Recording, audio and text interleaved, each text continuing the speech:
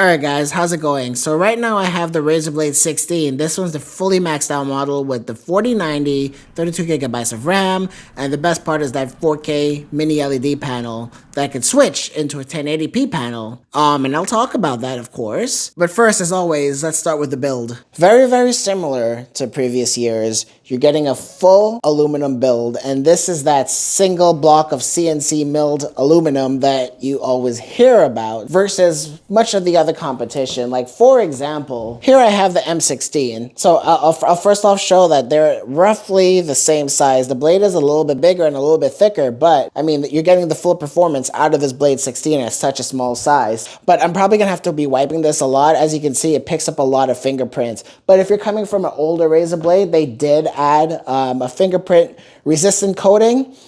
It still gets fingerprints, but at least it's easier to wipe off. If you have an older blade, you'll know that this was not possible before. You may have some opinions about if you like this Razer logo in the center of the chassis. I don't mind it. Some people feel like it makes it look cheap and it takes away from the professional vibe. I know with the Razer Blade 18, the hinge area is plastic. At least with the 16, it's flush and all metal, and it really just feels really nice when you're holding on to it. And I don't know if the camera will pick this up. So one issue with this particular metal build, along with the fingerprints, are the ability to get little nicks and scratches. So this is very minor. It might just even look like a speck of dust on camera, but before I went to bed, I just sat it down on my floor and then woke up the next morning and there that was. I mean, I'm usually fairly gentle with my laptops, especially when I'm just reviewing them. So get a skin or just be incredibly careful with it. Or if you're gonna keep it for a long time, I don't know. Sometimes the wear and tear makes it yours. And if I was keeping this laptop long term, I wouldn't mind. So let's look at the back. Very similar to previous generations. Rubber feet here, and they're not as thick and as large as before. So it actually sits a little bit more flush on a desk, which does improve the ergonomics a bit. So you have some ventilation here, more ventilation, and with your two fans. Okay, so let's open up the lid. It's really easy to do with one hand. It doesn't slide around, and the hinge is perfectly tuned to where there's just enough resistance, but it's also really easy to open. Okay, so the keyboard deck is the same high quality aluminum throughout. The best in the business, barely any flex, if any at all. Their speaker grills are laser cut, which they introduced last year. So no more of the speaker grills being a completely different material, which I believe was kind of plastic. The trackpad is all glass, no surprise there, and it is the largest I've seen in any gaming laptop. And then when you click on it, it's nicely dampened to where it's almost solid, and it just feels like there's some kind of dampening material on it, almost like either felt or silicone. You're paying more for the blade, but you are getting more. Okay, so now let's make our way up towards the display. And the bezels are incredibly thin. This is the closest we've gotten to something like the Dell XPS that I've ever seen. Even the bottom bezel is almost completely eliminated. The side bezel is next to nothing. There is a bit of a top bezel to make way for the webcam, and it does have a privacy shutter. Okay, so that was the build. Let me just talk about the design really quickly. I think it's the best looking laptop I have ever seen. And yes, this is not even just gaming laptops anymore. In my opinion, the way this laptop looks beats the MacBook, beats the Dell XPS, whatever you think might be your favorite looking laptop. I think this destroys it. Just like the flattened shape that they use, the rectangular look, and the fact that the bezels are now almost eliminated by using a 16:10 display, to the speaker grills being integrated into the chassis now, the gigantic touchpad, like it's more than just the build. Like everything just adds up to being, it is simple looking, but the simplicity is a big part of its beauty. Okay, so now let's jump into the speaker quality, and we're gonna start off with a speaker test as I always do.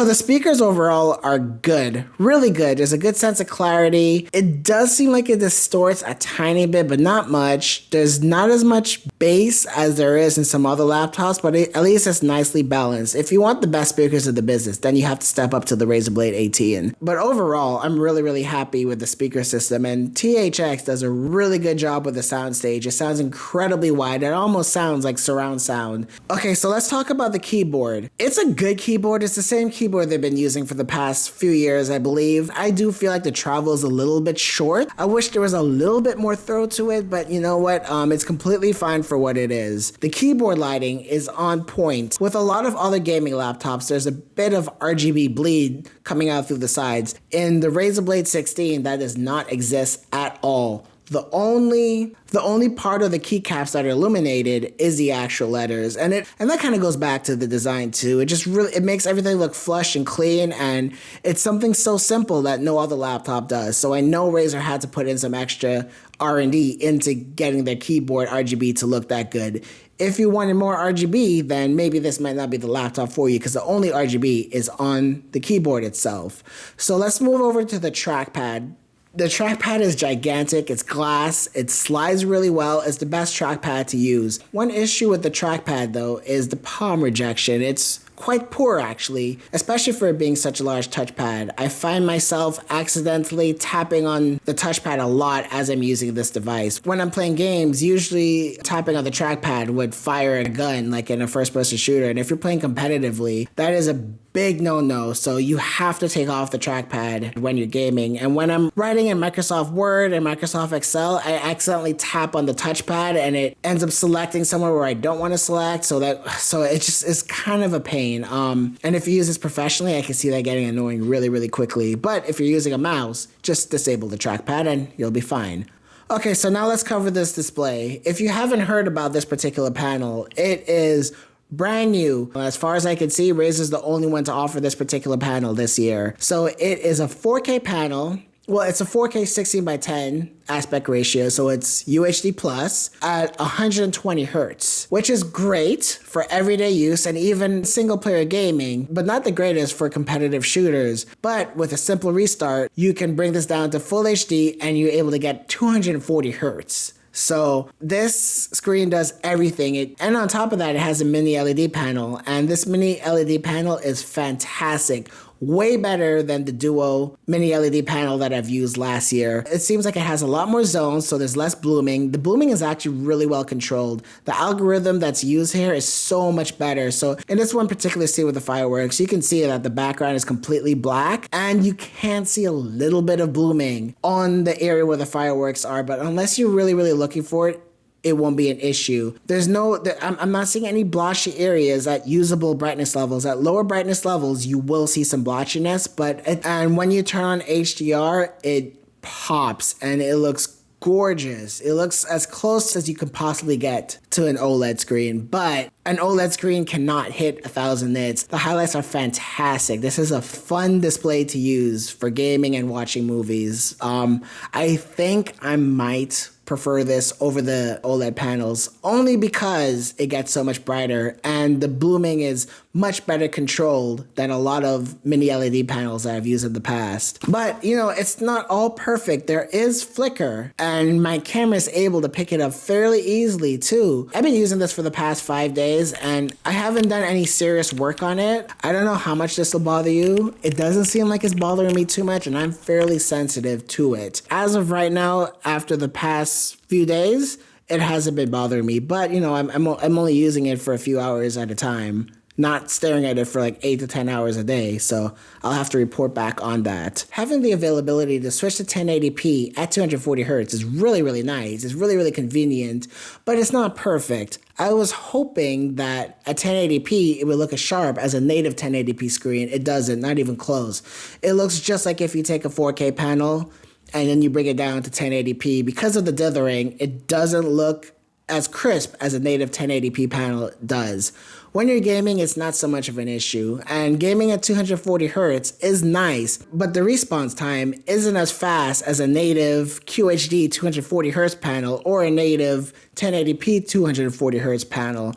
So I'm not seeing the benefits of 240 hertz. Hopefully someone who actually measures response time can do that, but just visually, I'm seeing that it is not as fast as typical 240 hertz panels. So honestly, it just seems like you should leave this display in 4K for the most part. And then when you're playing a competitive shooter and you don't have a portable monitor next to you, then switch down to, in many cases, honestly, switching to Full HD 240 hertz does kind of seem a bit like a gimmick. Overall, gaming on this display is absolutely fantastic. The latency is much lower than the SCAR that I've used. I don't have a way of measuring actual overall system latency from a mouse click all the way up to the display, but the moment I play Overwatch or Call of Duty, I can immediately feel that this is a lot more responsive and faster in terms of latency, not response time, than the SCAR that I'm using. And I can't wait to test out one of the MSI laptops this year, because MSI usually has the lowest latency that I'm able to detect. Not scientifically, but just at some point I have to figure out how I'm going to test latency to back up what I'm saying. Okay, so let's go over the measurements of the display really quickly. So in terms of switching between 1080p and 4K, it seems like the color spectrum doesn't change at all. So I'm getting 100% sRGB, 100% of DCI-P3, 93% of Adobe RGB, and 91% of NTSC. So this is probably one of the best overall displays in terms of color volume that you're going to get this year. The overall Delta E is 2.61. They usually say under 2 is visually indistinguishable from perfect. So at 2.6, you'll just have to calibrate it if you care about that stuff. Brightness pretty much fires on all cylinders. At the lowest brightness, it's 7.3 nits. So I've been using this at night, every night before I go to sleep, to check my email, to do some light work, and just to watch some YouTube. And when I turn off the lights, the brightness is low enough to where it's not blinding, so I can just use a laptop until I'm about to fall asleep, and I can put it away. With some of the other laptops, like the SCAR that I'm using, that minimum brightness is still so bright, it's hard for me to unwind at night while using that laptop. And all the way at the highest end is 656 nits. And if you look at the contrast, all the way up to 50%, you're getting a perfect contrast ratio, which is similar to OLED. The only thing is you'll see a little bit of blooming in certain areas. But at 100% brightness, you're getting 656 nits. These blacks look black, and because of how bright the screen is, the bright areas pop more than OLED. So I think overall this might be a better display than OLED. But you might be saying, hey, this was advertised as a 1000 nit display. You're right, but only in HDR. So let me pull up those measurements. Color volume measured about the same, and the brightness I was able to get was 922 nits, and the contrast ratio is, which is they're saying is OLED levels. I will say though that at micro contrast, you're not getting the full black levels, and the algorithm does sometimes struggle to determine what to do. So in the HDR test that's built into Windows, I can't run it. The algorithm is just fully confused. These squares are supposed to be bright, but because it's such a thin area, the algorithm in this Blade 16 is turning it into a darker gray instead of a pure white. So it's not perfect. And for color, and coming back to if you need perfect colors, you're not always going to get the correct luminance too, because the algorithm kind of does its own thing sometimes. And I wish there was a way to take off the mini LED to where it'll just be like a uniform typical IPS panel when you need to do color accurate work. I'm nitpicking here because the display is the most important part of a laptop. So, but overall, I'm really, really happy with this panel. And if you're just playing games and watching movies on it, then you're in for a treat. So let's talk temperatures really quickly. It's really well controlled on the 16-inch, and I'm getting the full performance out of this 4090 and most of the performance out of the CPU. In real-world performance, the GPU would sometimes go up to 82 degrees, and then it'll go back down to 80. I'm okay with those temperatures. The GPU starts to thermal throttle at 86, so there's still a good amount of headroom. The CPU can go up to 90, 95. It'll spike up and down as it traditionally has. Okay, so now let's actually talk about performance. Okay, so this is a little bit of a different approach to how I typically do my performance, but I want to give this method a try so I can actually interact with things more. I can show you just not just the grasp of the numbers, and I can draw and stuff. So let me know in the comments if you like it better this way. So right now we're only looking at the CPU score. So as you can see, we're talking about the Razer Blade 16. I do have a good amount of 2023 laptops with me right now, and I did test them all. And unfortunately, at least in the CPU side, the Razer Blade is in last place. It's thermal throttling due to the smaller, thinner chassis, even though it has a vapor chamber and it performs really well overall. When it comes to a synthetic benchmark, it just can't really handle it. And this does translate to some games, so we'll get there. But so you may be thinking, oh man, I just need to go with the bigger laptop. Yes, if you care about CPU performance. But another way to look at it is take a look at the GE76 from last year. This was the highest performing CPU benchmark I've got in Time Spy, and they are pretty much neck and neck. This year, you're getting similar performance to the best of last year in a very, very heavy and thick chassis, which was the GE76. That's just the CPU though. Let's see how the GPU did. So it's in second place. The GPU is not impacted by the smaller chassis. Both 4090s are performing as it should. And as you can see, it is beating the 4080 by a decent amount. All right, so let's start talking about real games. We're going to start with Horizon Zero Dawn. I tested it with ultimate settings, with DLSS off. This game I want to test with just rasterized graphics only. So the Razer Blade 16 is in second place, beat by 1 frame. So let's look at the RTX 4080. I was able to get 79 FPS versus 90 on the Blade 18. 90 minus 79 is 11 frames difference. That's about a 12% difference in performance between the 4080 and the 4090. So now let's go to 1440p. So here is the Blade 16.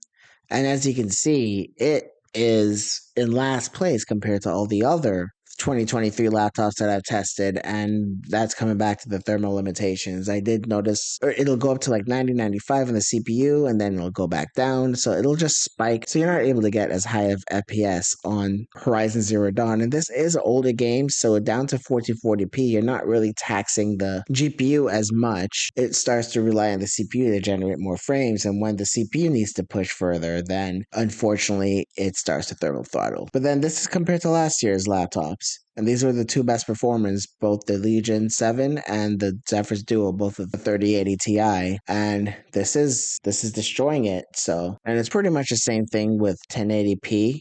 All right, so now let's move on to Guardians of the Galaxy. I actually do test this one with RTX on. This test is more to show the capabilities of RTX in different laptops. So let's start, as always, with 4K. This is the Blade 16, which is the laptop we're reviewing today. And again, similar trend. When it comes to GPU bound titles, you're going to get them. They're going to be neck and neck once you have a 4090. And so the Razer Blade 18 got 79 FPS versus 85 on the Blade 16. That is a difference of 6 frames per second. And that's about a 7% difference. And the 3080 Ti. So you're gonna get a noticeable improvement, especially when it comes to DLSS, and that ends up being a 31% increase. That's pretty awesome. All right, so let's talk about Cyberpunk. I'm running everything at max settings. And I'm actually using the frame generation, and again, between the two 4090s, you're getting very similar scores. But you are getting a bit lower scores with the Scar G18 and the Blade 18, both with the 4080. So if you like frame generation, it seems like you're going to get a bigger boost if you go with the 4090 series. But so far, I don't know how much I like frame generation. So far, I don't know how I feel about the frame generation. I definitely noticed the increased latency, and for some reason, it just seems a little bit wonky. I gotta spend more time with it. I'm not gonna say too much about it now. So let's check out 4K without frame generation. So this is just straight up DLSS 2.0. So on the Blade 16, we're getting 34, 36 Scar 18 with the 4090, and the 4080 laptops are getting like 2 or 3 frames less. So in a game like Cyberpunk, you're really not noticing the difference. And that's at 4K. So at 1440p. So here at 1440p, they're actually all performing very, very similar.